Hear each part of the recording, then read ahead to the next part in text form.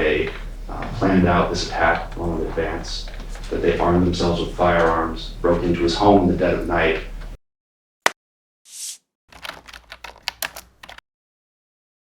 Page 17, Derrick Roberts, C371483. Good morning, Mary. Reports for the state. Mary Brown, bar number 6947, on behalf of Mr. Roberts, who's present in custody. This is the time and set for sentencing. Are the parties ready to proceed? Yeah. We are, Your Honor. Just a quick note. I know we filed a speaker notice for Cordero Brady, the victim in this case.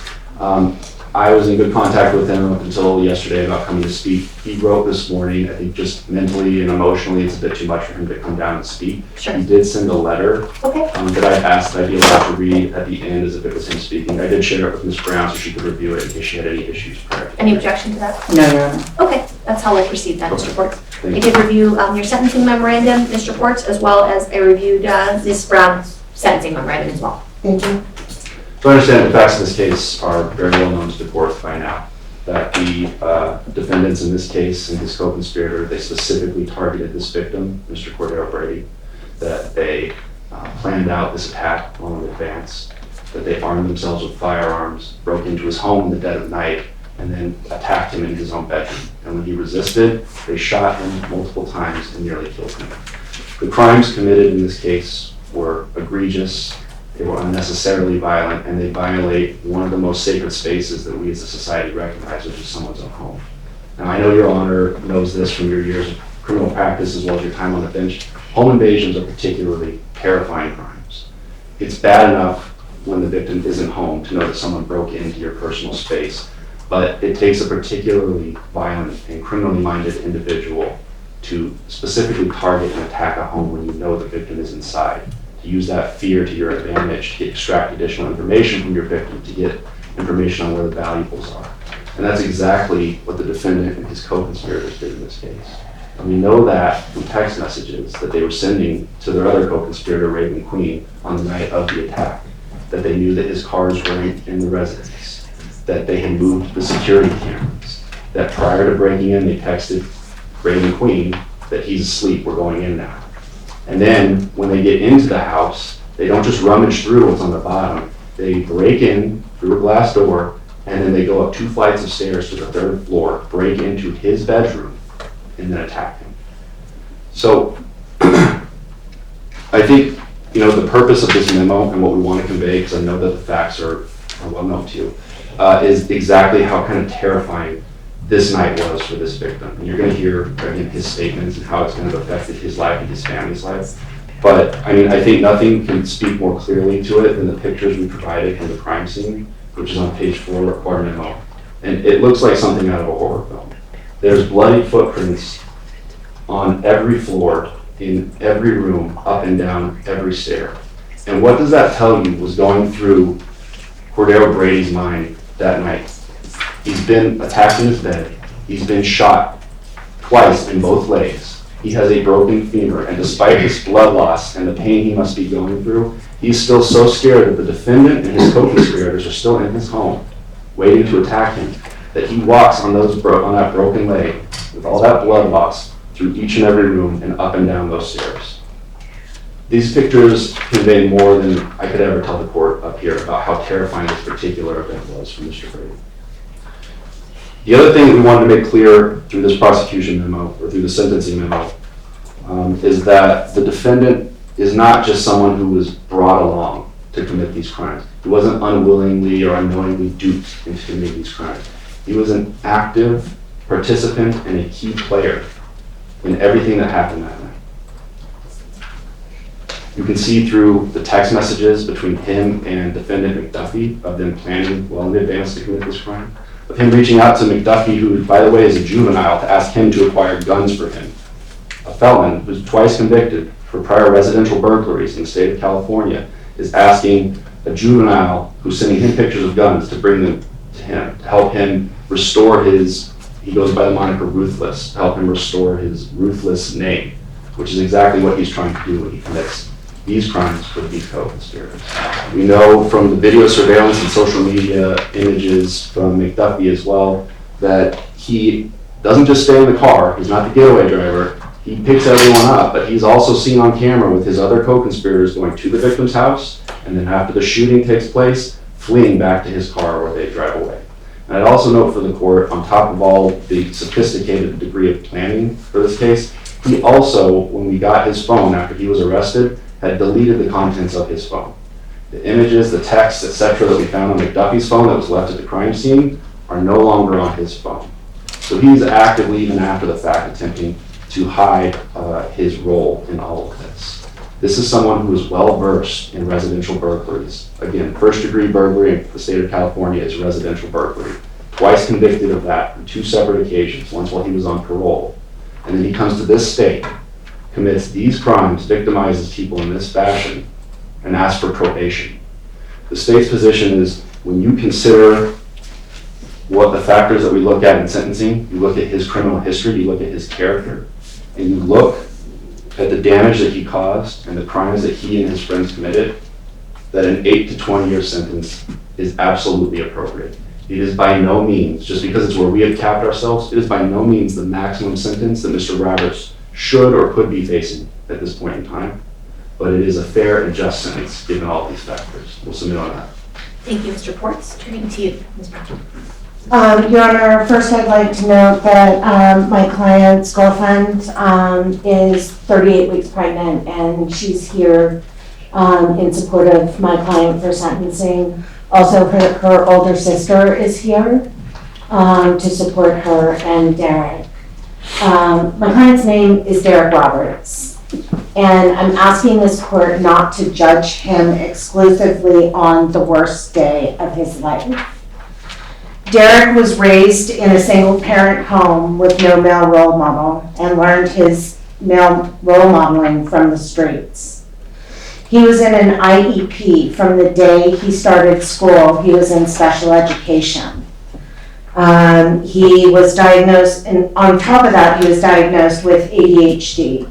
So he does need some support in terms of decision-making and that sort of thing. He's been on Zoloft for both anxiety and depression.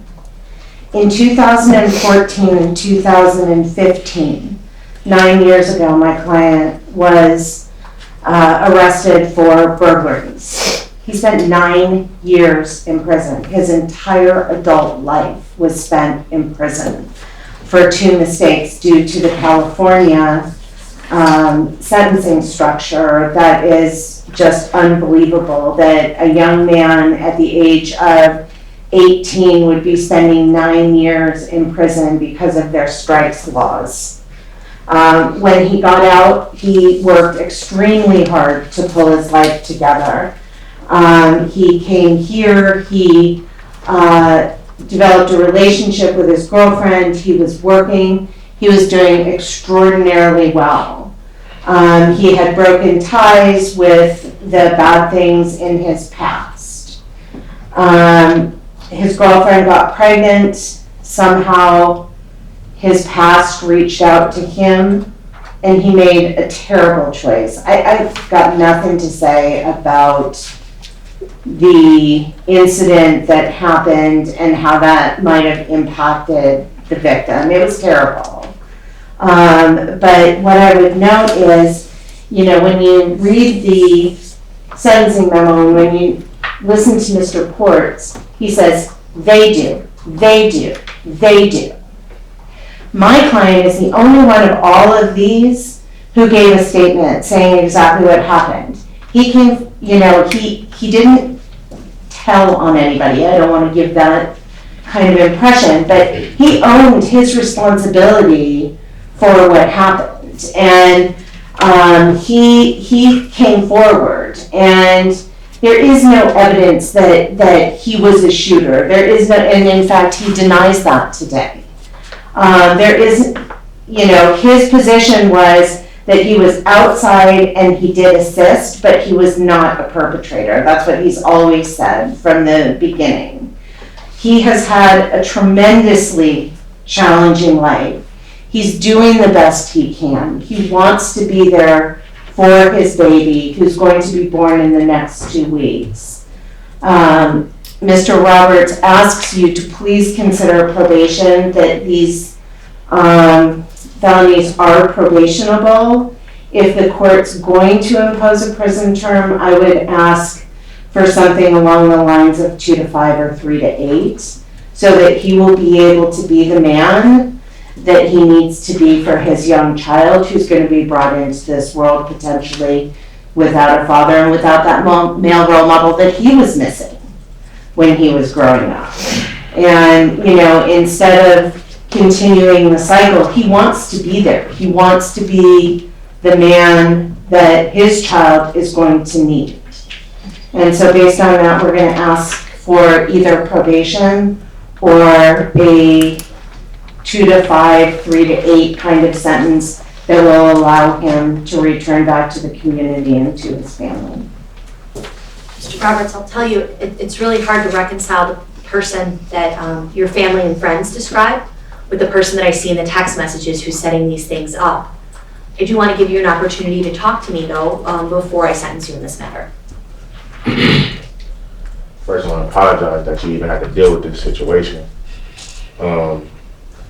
Like my lawyer says, I did kind of grow up hard. I'm not going to make no excuse for myself, nor the decisions that I made, but I am truly remorseful for the things that I have done. And I took in the 3 months that I have been in here and tried to just focus on myself and figure out what is my problem, like what problems I do have to fix myself going forward. I do have a baby girl on the way, and I wouldn't want her to miss out on the person that I know I am, not somebody that I portrayed to be, even to my friends or whoever else, like just the person that I truly am, Derrick, not Ruthless, not some other moniker or anything like that. So with all that being said, I truly am sorry for the things that had happened and scaring the community, because the household, that is something tragic, that is something that shouldn't be taken lightly. I'm not gonna minimize it or anything like that. I do just ask for mercy, you know, not even for just me, for my daughter, you know, and that's pretty much it. Thank you. Just given the level of planning and what I see in this crime specifically, this isn't something that is appropriate for probation. It pains me in any way to separate you from your family, because I know family is sacrosanct, but at the same time, this is a situation where Mr. Brady's castle, the home that he worked so hard for with his family, was that piece was shattered, and I don't know how he ever gets that back.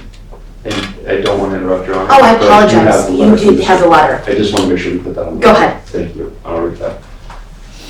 I wrote this to speak in front of the court, and all night I couldn't sleep because this was the first time anything like this has happened to me, and it's not as easy as it seems now that the day is here for me to face the shooters in my home invasion. I'm too afraid to stand in the courtroom in front of them and their potentially dangerous family and friends, and so even though I wrote this, I'm too afraid to come to speak. My name is Cordero Brady. Some of you may know me better as CJ So Cool. I am a father of 3 beautiful children who mean the world to me. Thankfully, my kids were not home when I was viciously attacked and robbed of not only my belongings, but my peace of mind. In the wake of this incident, I have suffered mentally, physically, and financially. My business has suffered. I'm a content creator and digital storyteller that didn't know how to be transparent with my loyal audience about something so painful. People rely on me for inspiration, empowerment, and entertainment, none of which I could offer from the recovery room in the hospital or a house where I was brutally assaulted. Despite the implementation of extreme and expensive security measures in the house where I was attacked, it became evident that I needed to find a new home that could offer safety from ignorant and preventable violence such as this. In fact, I attempted to move into a home nearby to offer some stability for my children, but was unable to stay there due to the incessant feeling that it was not safe enough. As a result, I found a new place to live, but can't escape the feeling of impending doom, which I'm reminded of every time I try to run in the yard with my twins. I can't play with them like I used to because I was shot in and sustained a chronic injury causing extreme pain in my right or left leg. I'm reminded of it every time my 11-year-old asks if I locked the door, the same 11-year-old who has spent the last 5 months having nightmares about her father being attacked. But my purpose today isn't to tell you about the way this has inconvenienced and disturbed me or my kids. My purpose is to ensure that the criminal who has inflicted immeasurable pain on myself and the others is brought to justice. Any lenience toward his sentencing would be a travesty of justice and disruption to the community of Henderson. This could have been anyone, and so long as he's free, it could be anyone, regardless of their demographics or status. I truly believe this type of evil does not discriminate. Thank you. Thank you so much. Overall, weighing everything, I've considered your history, and I've considered your remorse, and I've considered what you've agreed to, as well as contrasted that with what the victim himself has gone through. I'm going to sentence you as follows. In accordance with the laws of the state of Nevada, there's first going to be that you're judged guilty of conspiracy to commit robbery, and battery with use of a deadly weapon resulting in substantial bodily harm, all felonies. It will impose a $25 administrative assessment fee, $3 DNA collection fee, $150 DNA fee, and the fact you must submit genetic marker testing. On count 1, you are sentenced to 28 to 72 months in the Nevada Department of Corrections. On count 2, you are sentenced to 3 to 8 years in the Nevada Department of Corrections. That is to run concurrent to count 1. On count 2, you are sentenced to 3 to 10 years in the Nevada Department of Corrections consecutive to count 2. The aggregate sentence is 6 to 18 years in the Nevada Department of Corrections. You have 110 days credit time served for that sentence. Thank you. Thank you. We have Mr. Hill, attorney. Sure. What does that mean, like consecutive, like are they all together? I'll explain it, Your Honor. Okay, I'll give Ms. Brown an opportunity to talk to you about it if you have questions. The aggregate sentence is what I pronounced last.